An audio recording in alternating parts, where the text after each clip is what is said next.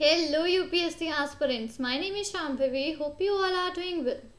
So अभी तक हम लोगों ने इस रिस्पेक्टिव चैप्टर को पढ़ा, chapter number 7 Ashoka the emperor who gave up war from the class 6 NCERT for history, right.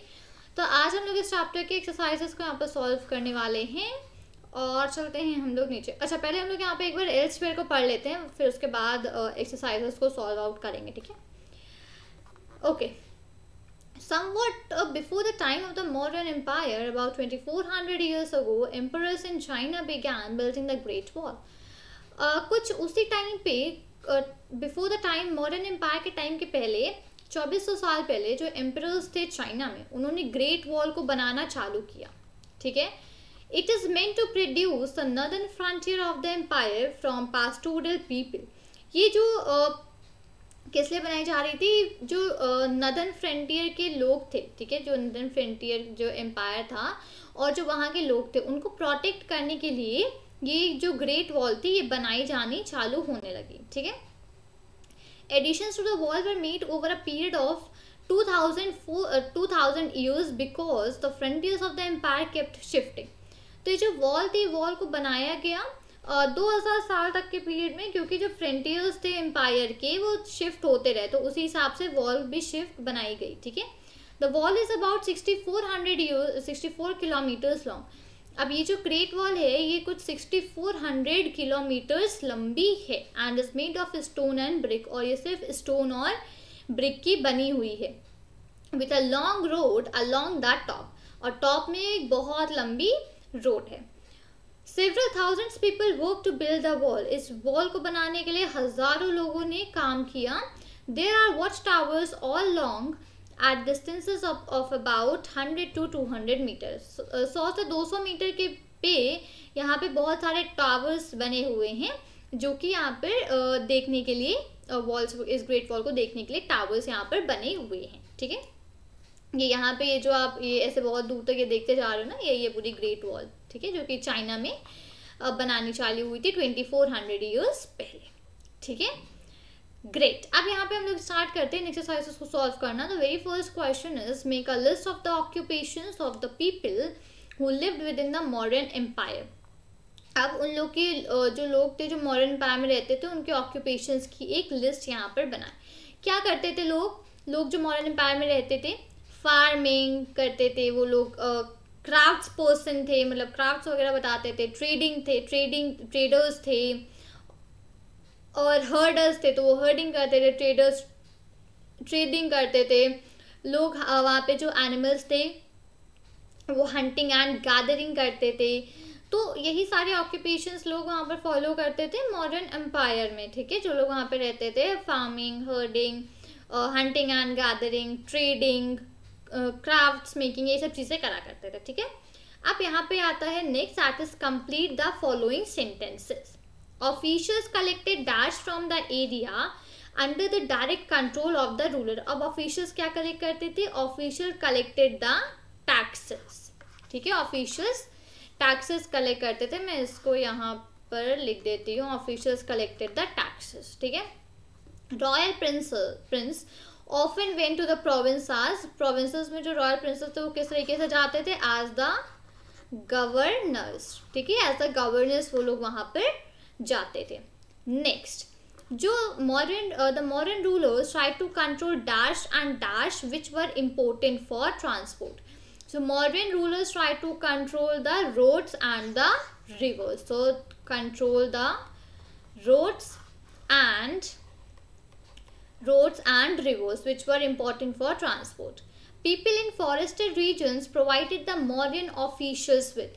अब people जो लोग थे जो लाइक मतलब जो कि फॉरेस्टेड एरियाज में रहते थे, मॉडर्न एम्पायर्स को क्या क्या चीज़ें प्रोवाइड करते थे? दे provided the elephants, I would write, यहाँ पे एलिफेंट्स प्रोवाइड करते थे, टिम्बर प्रोवाइड करते थे, और वैक्स प्रोवाइड करते थे। तो ये सारी चीज़ें वो लोग प्रोवाइड करते थे लोगों को, मतलब मॉडर्न ऑफिशियल्स को, जो लोग फॉरेस्टेड रीजन्स में रहा करते थे, ठीक है। नेक्स्ट, अब स्ट्रेट विद ट्रू और false. Ujjain was the gateway to the north west. Ujjain was the gateway to the north west. अब यहाँ पे ट्रू और फॉल्स बताइए। तो इसका आंसर है यहाँ पर फॉल्स, ठीक है। एग्जाम यहाँ पर है फॉल्स। मैं इसको यहाँ पे एक सेकेंड फॉल्स लिखूँ, मैं आपको मैप पे लेके चलती हूँ इसको एक्सप्लेन करने के लिए। सो मैप हमारा कहाँ है, ये यहाँ पे तक्षशिला, उज्जैन और Pataliputra. Pataliputra was the capital, वो तो ठीक है। तक्षशिला गेटवे था नॉर्थ वेस्ट और सेंट्रल एशिया के लिए। उज्जैन जो था, उज्जैन एक वे था, एक पाथ था north India to south India का, ठीक है। इसको याद रखिएगा यहाँ पे। तो ये है यहाँ पर आंसर, यहाँ पर जो है वो है फॉल्स, ठीक है। Chandragupta ideas were written down in Arthashastra. Absolutely false.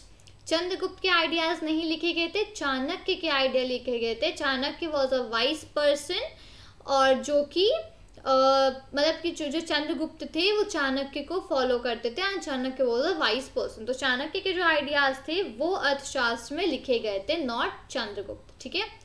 Kalinga was the ancient name of Bengal. Absolutely false.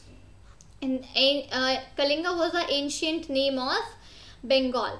नहीं, ऐसा ये दिस इज एब्सोल्युटली रॉन्ग। तो इसका सही है यहाँ पर आंसर कि जो कलिंगा था, ठीक है, कलिंगा को क्या रेफर करा जाता था पहले, that was referred as coastal region, ठीक है, coastal region, not Bengal, okay. This was the coastal region of Orissa. Most Ashokan inscriptions are in the Brahmi script. This is true. एक सेकेंड, 1 सेकेंड, मैं इसको यहाँ पे एक सेकेंड इरेज करूँ सबसे पहले, और थोड़ी क्लियर राइटिंग में लिखूँ, वरना कुछ समझ पे भी नहीं आने वाला है। यहाँ पे इसको इरेज करके, और ये यहाँ पे गया आंसर आज ट्रू, ठीक है। तो यस, जो अशोका के इंस्क्रिप्शंस वो जो लिखवाते थे वो ब्राह्मी स्क्रिप्ट में थी और प्राकृत लैंग्वेज थी। ब्राह्मी स्क्रिप्ट, प्राकृत लैंग्वेज, ठीक है। यहाँ पे कुछ इंपॉर्टेंट डेज है। Beginning of the Mauryan empire, more than 2300 years ago. More than 2300 years, मतलब 2300 साल से भी ज़्यादा पहले मॉडर्न एम्पायर की बिगनिंग हुई थी, ठीक है। अब let's discuss what were the problems that Ashoka wanted to solve by introducing Dhamma. अब धम्मा को इंट्रोड्यूस करके जो अशोका थे वो किन प्रॉब्लम्स को सॉल्व करना चाहते थे, ठीक है। क्या कौन सी प्रॉब्लम्स थे जिनको अशोका सॉल्व करना चाहते थे। सबसे पहले वो धम्मा को इंट्रोड्यूस करके ये सॉल्व करना चाहते थे कि जो रिलीजन में लड़ाइयाँ होती थी, उन्होंने क्या देखा, उन्होंने ये देखा था कि उनके जो एम्पायर है उसमें अलग अलग रिलीजन के लोग रहते हैं, राइट। तो उनके बीच में जो लड़ाइयाँ थी, उनके बीच में जो कॉन्फ्लिक्ट्स थे, उनको अशोका सॉल्व करना चाहते थे, ठीक है। दूसरा कि जो भी रीति रिवाज वगैरह फॉलो होते थे उसमें जो भी एनिमल्स का सैक्रिफाइस होता था, एनिमल्स की बलि होती थी, तो अशोका उसको रिमूव करना चाहते थे धम्मा को इंट्रोड्यूस करके। जो सर्वेंट्स और जो स्लेव्स वगैरह होते थे उनको बहुत ही बुरी तरीके से लोग ट्रीट करते थे, तो अशोका उस चीज़ को भी वहाँ पर, इस प्रॉब्लम को भी हटाना चाहते थे, ठीक है। और जो जैसे कि और हम लोगों ने ये पढ़ा था कि जब अशोका ने ये भी रियलाइज़ किया कि जो फैमिली मेम्बर्स और जो नेबर्स थे उनके बीच में भी छोटी मोटी लड़ाइयाँ हो जाती थी, तो इन सारी चीज़ों को अशोका सॉल्व करना चाहते थे धम्मा को, दैट इज धर्म को इंट्रोड्यूस कर के, ठीक है। तो ये सारी चीज़ें थी जिसको अशोका यहाँ पे सॉल्व करना चाहते थे, ठीक है। ये सारी मैंने ऑलरेडी चैप्टर में भी बहुत डिस्क्राइब करी है, समरी में बताई है। तो अगर आपने नहीं पढ़ा है तो नीचे लिंक प्लेलिस्ट का डिस्क्रिप्शन में मेंशन आउट है लिंक, आप उसको जाके और उसमें चैप्टर नंबर 7 को सर्च कर लेना, ठीक है। What were the means adopted by Ashoka to spread the message of Dhamma. अब अशोका ने क्या क्या तरीके यूज़ किए थे धम्मा का जो मैसेज था उसको स्प्रेड करने के लिए, उसको फैलाने के लिए। तो सबसे पहले अशोका ने किनको लिया था, धम्मा महामत्ता लोगों को उन्होंने लिया था, उनसे बोला था, उन्होंने अपॉइंट किया था। तो वो लोग क्या करते थे, वो अलग अलग जगह जाते थे और उन अलग अलग जगहों पर जो धम्मा महामत्ता थे, जो कि धर्म महात्मा थे, वो अलग अलग जगहों पे अलग अलग जगह जाकर लोगों को धर्म के बारे में समझाते थे, धर्म के बारे में पढ़ाते थे, ठीक है। दूसरा, उन्होंने पिलर्स और जो रॉक्स थे, पिलर्स और रॉक्स में ये धर्म के बारे में इंस्क्रिप्शंस लिखवाए थे, इंस्क्रिप्शंस इंस्क्राइब करवाए थे, और वहाँ पे कुछ ऑफिशियल्स को भी अपॉइंट किया था।